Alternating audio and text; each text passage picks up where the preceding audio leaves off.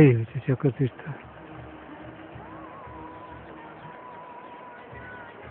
এর উপর দিয়ে আমাকে পথ এগিয়ে যেতে হবে। হে অর্জুন, আমার পুণ্যভূমিতে প্রণাম জানাচ্ছি। চক্রতীর্থতে গুফা, এখানে রাত্রিবাস করতে হয় যাদের প্রয়োজন হয়। এই প্রত্যেকটা পাথরের নিচেই গুফা রয়েছে, প্রত্যেকটা পাথরের নিচে গুফা রয়েছে।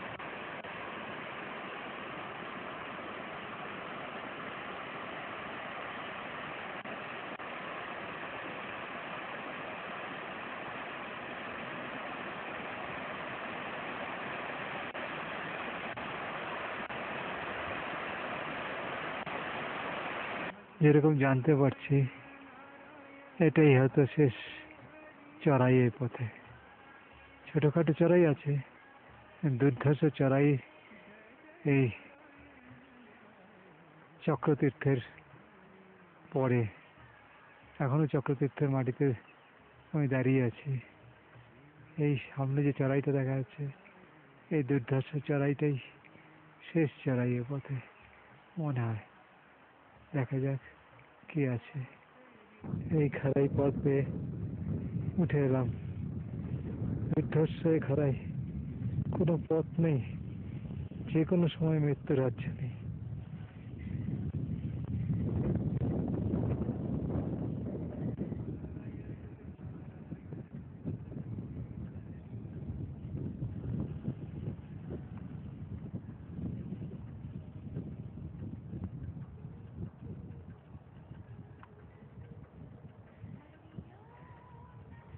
সময় এইরকম সরু পথ, একদম তরোয়ালের মতো ধার পথ বেয়ে চলতে হয়েছে। সেই পথের দৃশ্য আর আমি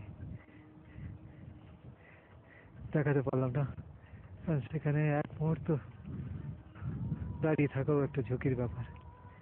এইবার এই পিকে উঠে এসেছি, এইখান থেকে এই ঢালু পথ বেয়ে ওই দেখতে পাচ্ছ আমার পোর্টার এগিয়ে যাচ্ছে।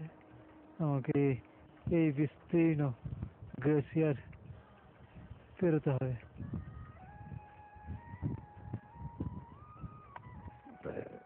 দেখতে পাচ্ছি পাথরের রাস্তা, বোল্ডার, বোল্ডার ছাড়া কিছু নেই। এখানে একটা খাড়াই ছিল, ধার ছিল, সেই ধারটা ডিস্ট্রয় হয়ে গেছে, এই গ্লেসিয়ারের মধ্যে পড়ে গেছে। এখন এই ডিস্ট্রয় হওয়া পাহাড়টার পাথরের টুকরো বেয়ে বেয়ে এই গ্লেসিয়ারের পথ বেয়ে বেয়ে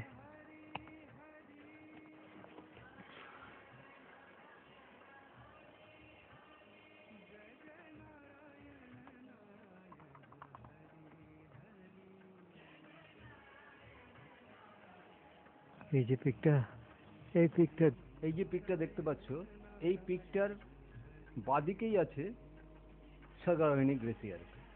আমাদেরকে এই বাদিকেই ঢুকতে হবে।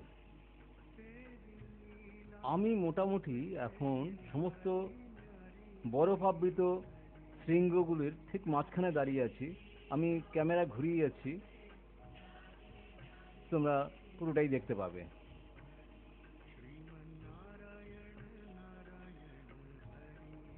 এই নীলকণ্ঠ পর্বতের পরে এই যে গ্লেসিয়ারটা দেখা যাচ্ছে, যে পিকটা শুরু হওয়ার আগে ডান দিকের এই কর্নারটা, উপর থেকে যে ঢালুটা নেমে এসছে, এইটি হচ্ছে স্বর্গারোহিণী গ্লেসিয়ার। ধর্মরাজ যুধিষ্ঠির এই পথ দিয়েই সশরীরে স্বর্গে গিয়েছিলেন। যুধিষ্ঠিরের জন্য স্বর্গ থেকে রথ এসে নেমেছিল এই গ্লেসিয়ারটাতে।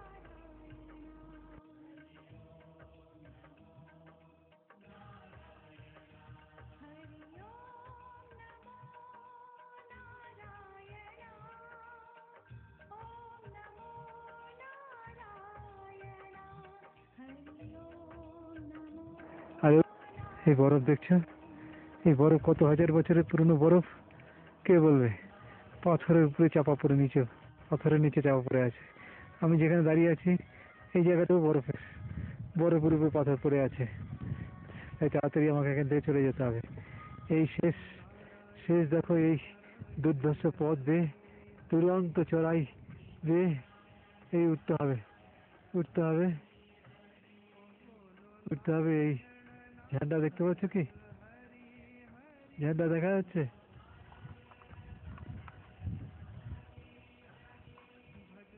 এই ঝান্ডা, এই সেই ঝান্ডা, এই ঝান্ডাই হচ্ছে।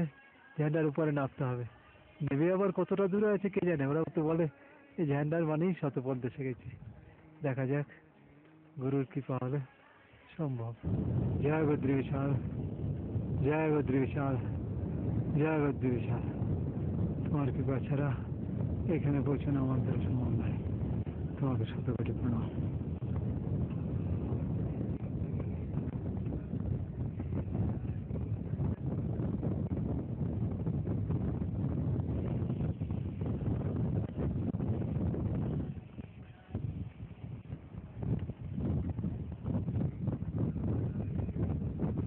এই হচ্ছে শতপথ।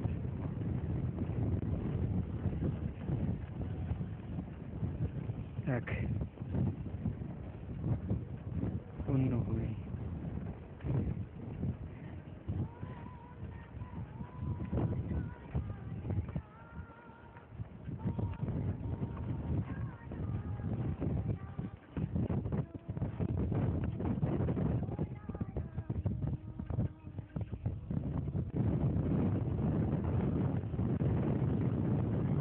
এই শতপথ তালের পরে এই পথে রয়েছে সূর্যকুণ্ড, চন্দ্রকুণ্ড, বিষ্ণুকুণ্ড এবং সবশেষে স্বর্গারোহী।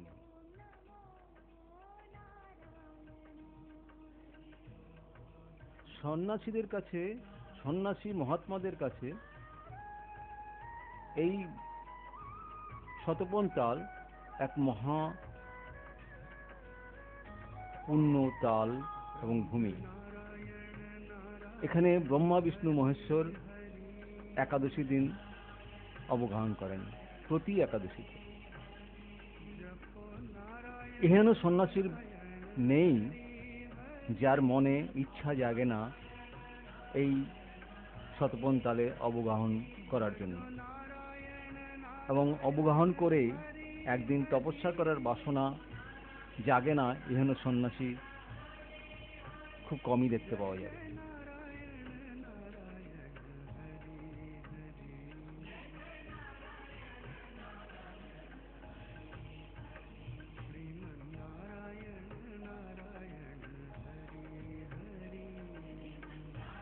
এখানে মহাবলী ভীম পথশ্রান্ত হয়ে দেহত্যাগ করেছিলেন, এবং এখান থেকে একমাত্র ভগবান যুধিষ্ঠির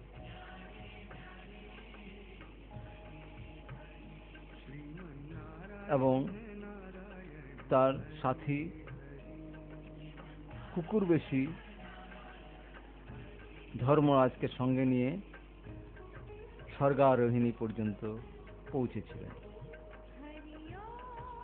এই শতপথ তাল থেকে স্বর্গারোহিণী গ্লেশিয়ার পর্যন্ত কিছু মনুষ্যরূপী ভগবানই পদব্রজে যেতে পারেন। এক সন্ন্যাসী বারণ করাতে আমি ইচ্ছা পরিত্যাগ করি স্বর্গারোহিণী পর্যন্ত যাওয়ার জন্য।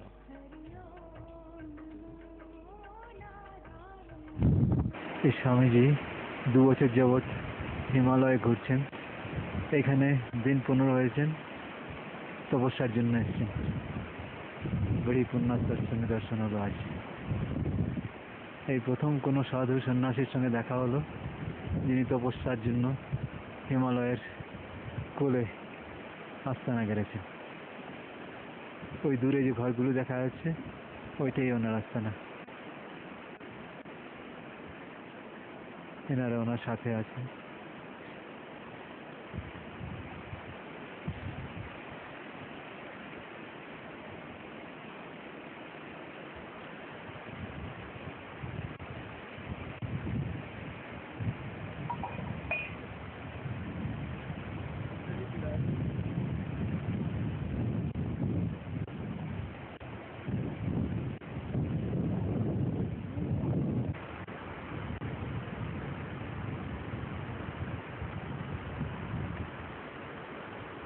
তুমি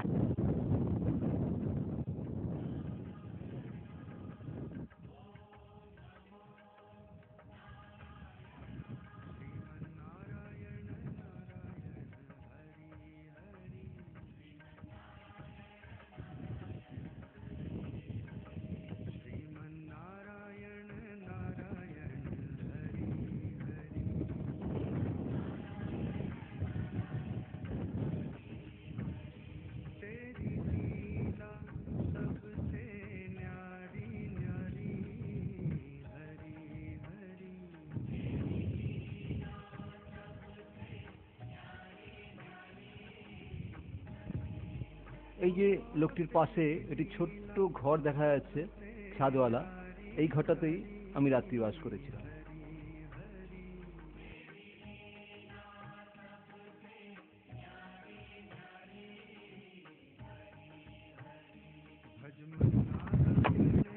ये आपका गुफा में आप कितना दिन से है? भगवान हम यहाँ आज 13 तारीख से है, 12 दिन हो गए हैं। 12 दिन हो 12 गया। दिन हो गए थे। इसका पहले भी आए थे कि नहीं? हाँ 3 बार आ चुके हैं। 3 बार आ चुके हैं। इसी गुफा में आप थे? नहीं नहीं, यह तो फर्स्ट बार।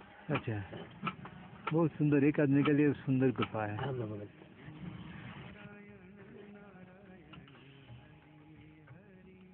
जरा हमको इस स्थल का कहानी बताइए। जी अभी बताते हैं अभी भगवान।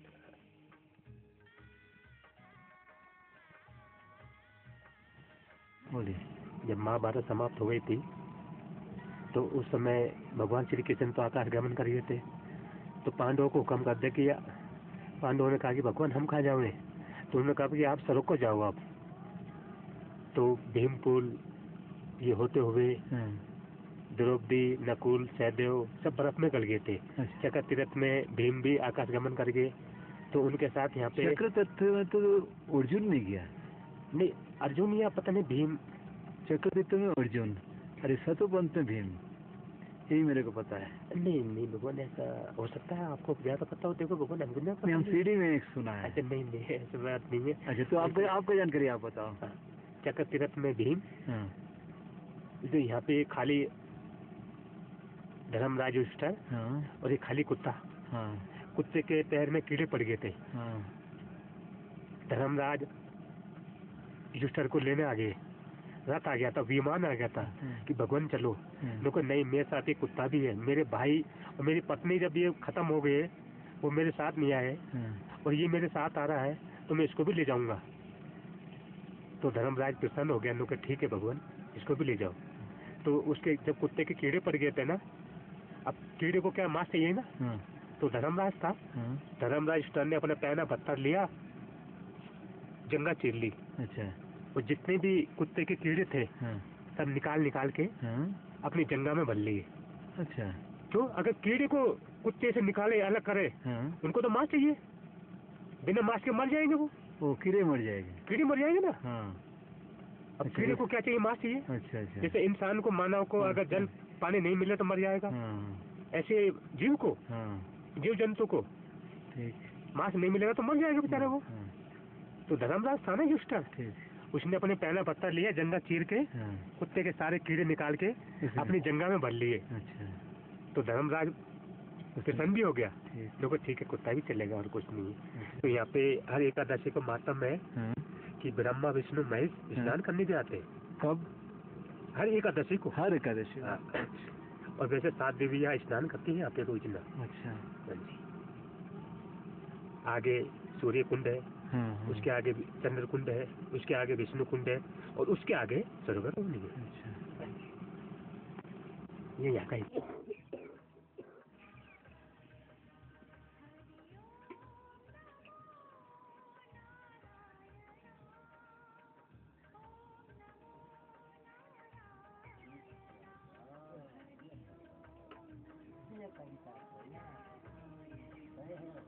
এই যে জায়গাটা এন্ড পয়েন্ট এবং ফেরার পথে স্টার্টিং পয়েন্ট, এত দুর্ধর্ষ যে আমাকে একজন মহারাজের সাহায্য নিতে হলো, এছাড়া আমার কোনো গতি ছিল না। তারপরে এই পথ দেখো, যাওয়ার পথে এই পথ দেখিয়েছি, ফেরার পথে দেখাচ্ছি, কতটা যে দুর্গম তা ভাষায় প্রকাশ করা মুশকিল। এই পাথরের টুকরো টুকরো এই বোল্ডার, এই হচ্ছে পথ।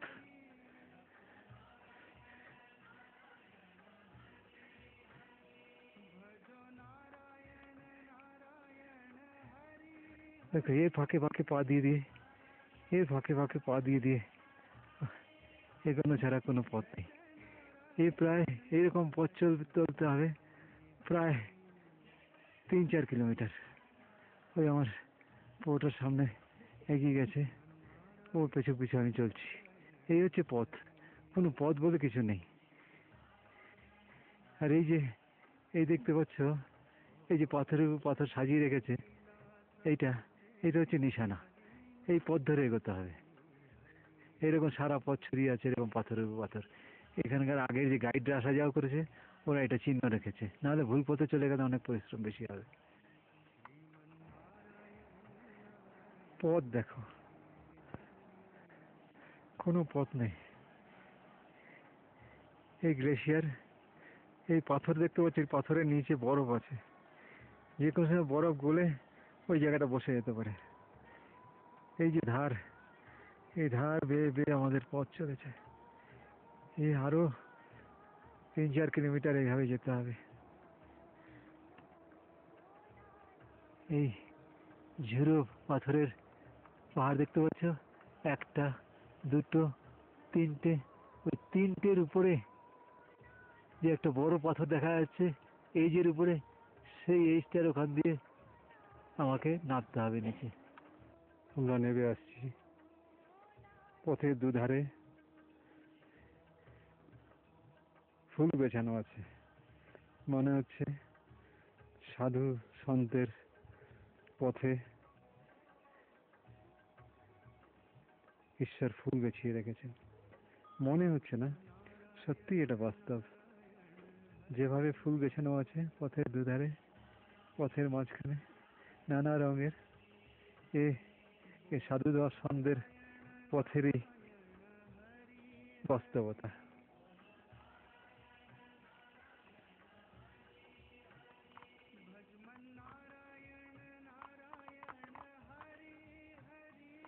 শুধু তাকিয়ে দেখো, শুধু পথ পার্শ্বে নয়, পথ মধ্যেও ফুল বিছিয়ে দিয়েছেন প্রভু সাধু মহাত্মাদের চলার পথে। এক আশ্চর্য, আমরা যে ফুল মারিয়ে চলে যাচ্ছি এখানে আবার ফুলের জন্ম হচ্ছে।